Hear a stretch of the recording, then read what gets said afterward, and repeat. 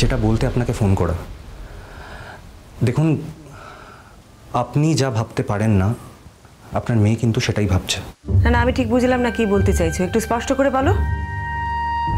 মা, কার ফোন? আমাকে দাও না। কে ফোন করেছে? বলছি দাঁড়া, ওই ছোট ফোন করেছে। কি চাই ও? সেটাই ওকে বলছি স্পষ্ট করে বলতে। হ্যাঁ বলো, তুমি আমাকে কেন ফোন করেছো? শুনুন, আমি জেলে যাওয়ার পর থেকে আপনার মেয়ের সঙ্গে আমি একদিনের জন্যও দেখা করিনি। ওকে জেলে এসে দেখা করার পারমিশন আমি দিইনি। কেন জানেন? ওই যে আপনাকে বললাম না, আপনারা ভদ্রলোক বলে। আপনাদের একটা ক্লাস আছে। আমরা ভদ্রলোকও নই, আর আমাদের কোনো ক্লাসও নেই।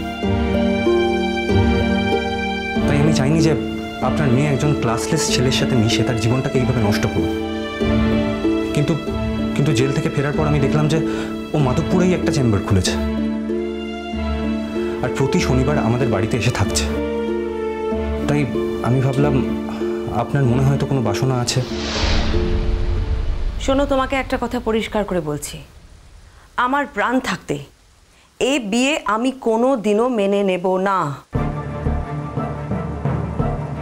দিঠি যে ভুলটা করছে, এই ভুলটা যদি ও চালিয়ে যায় তাহলে আমিও ভুলে যাব যে দিঠি সেনগুপ্ত নামে আমার কোনো মেয়ে ছিল।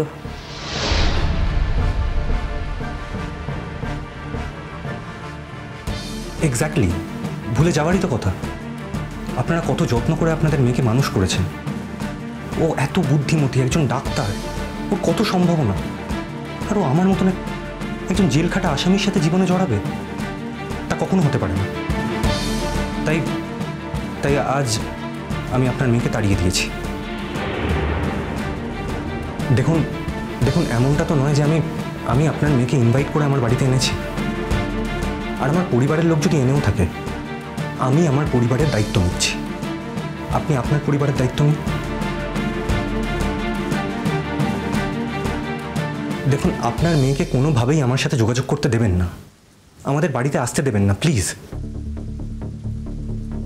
আমাদের তরফ থেকে যেটুকু করা সম্ভব আমি সবটাই করছি, কিন্তু আপনাকেও তো কিছু দায়িত্ব নিতে হবে।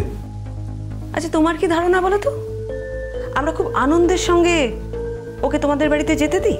বা এই যে ও মাধবপুরে গিয়ে চেম্বার করছে, তাতে যে আমরা খুব খুশি হয়ে আছি তা তো নয়। না হওয়ারই তো কথা, কিন্তু তাহলে মাধবপুরেও এতদিন ধরে চেম্বারটা চালাচ্ছে কি করে? আপনার মেয়ের প্রতি আপনার কোনো কন্ট্রোল নেই? তোমার প্রতি তোমার বাবা মার কোনো কন্ট্রোল ছিল? আমার তো মনে হয় না। যদি থাকতো তুমি তাহলে এইভাবে জেলে যেতে? আমার কথা বাদ দিন না, আমি তো আপনাদের ক্লাসেই পড়ি না। আসলে আমি একটা অত্যন্ত বাজে ধরনের ছেলে, যে জন্মবয়স বকে গেছে। আমার সঙ্গে আপনার মেয়ের তুলনা চলে? আপনি প্লিজ এইভাবে আমার মতন একজন ছেলের সাথে আপনার মেয়ের তুলনা করবেন না। এটা ঠিক না আন্টি। দেখুন, আপনি আপনার মেয়ের জন্য অনেক ভালো ভালো ছেলে পেয়ে যাবেন। তাই ওকে বলুন এসব ভুলভাল ভাবনা চিন্তা মাথা থেকে বার করে নিজের জীবনটাকে ঠিকভাবে গুছিয়ে নিতে। বরং ও আরও হায়ার স্টাডি করুক। দেখুন, মাধবপুরে ডাক্তার হয়ে পড়ে থেকে তো কোনো লাভ নেই। আর মাধবপুরের ডাক্তার হওয়ার জন্য আপনারা নিশ্চয়ই এত টাকা পয়সা খরচা করে ওকে ডাক্তারি পড়াননি। তুমি অপরাধ করেছো, আমি কিন্তু এটা একবারও বলিনি যে মাধবপুরের প্রত্যেকটা মানুষ অপরাধ করেছে। আমার মেয়ে ডাক্তার হয়েছে তো আজ, সে যদি গ্রামে গিয়ে গ্রামের মানুষের সেবা করে আমার কিন্তু তাতে কোনো আপত্তি নেই। কিন্তু আমার বক্তব্য হচ্ছে শুধুমাত্র মাধবপুরই কেন, আর অন্য কোনো গ্রাম নয় কেন? সেটাই তো আমার প্রশ্ন। দেখুন, যত তাড়াতাড়ি সম্ভব আপনার মেয়েকে আপনি এখান থেকে সরিয়ে নিন, প্লিজ। মামায় দাও না ফোনটা। তুই পরে কথা বলিস, আমি কথা বলছি তো। তোমার আর কিছু বলার আছে? না, আর কি বলার থাকবে।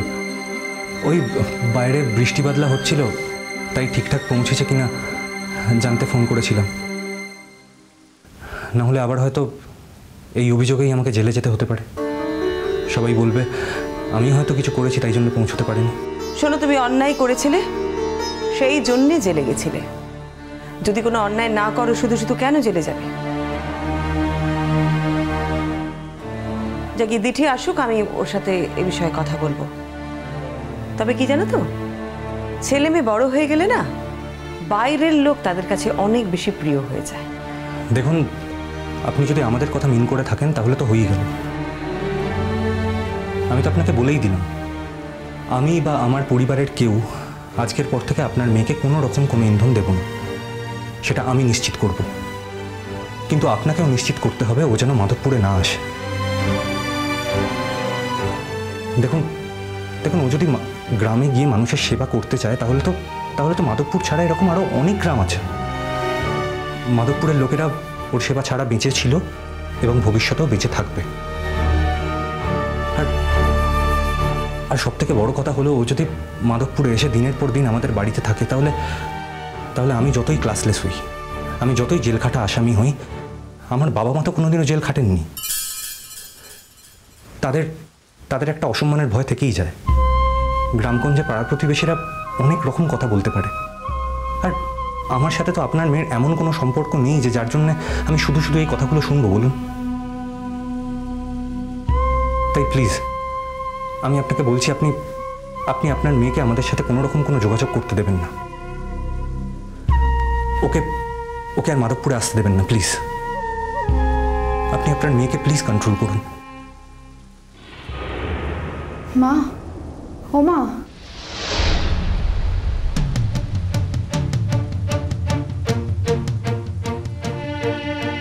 আর কিছু বলার আছে তোমার? না। ও মা, আমি না একদম ভিজে গেছি, আমি একটু গরম চা করে দেবে গো?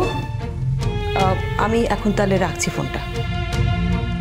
হ্যাঁ, আপনার মেয়ের গলার আওয়াজ পেলাম। যাক, ও যে ঠিকঠাক বাড়ি পৌঁছেছে এটা জেনে নিশ্চিন্ত হলাম। কোনো বিপর্যয় হলে আবার হয়তো আমাকে জড়িয়ে যেতে হতো। যাই হোক, আমি রাখছি।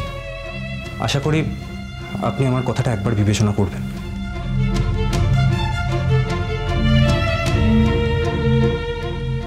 ও মা, কোথা থেকে এলে এত রাতে? জানোই তো আমি প্রতি সপ্তাহে কোথায় যাই। আর চলে এলি যে? আজ চলে এলাম, কালকে সকালে আবার যাব। দিঠি, তুমি আর মাধবপুরে যাবে না। মানে? বললাম তো, তুমি আর মাধবপুরে যাবে না।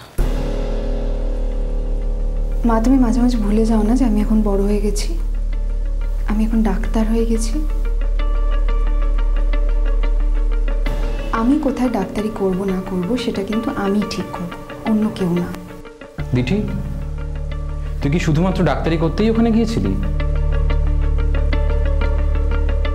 যদি ডাক্তারি করার জন্য ওখানে গিয়ে থাকিস তাহলে আমাদের কিছু বলার ছিল না। আমি তোর কথা বুঝতে পারছি না ছোট্ট ভাই। নিজের মনকে প্রশ্ন কর, বুঝতে পারবি।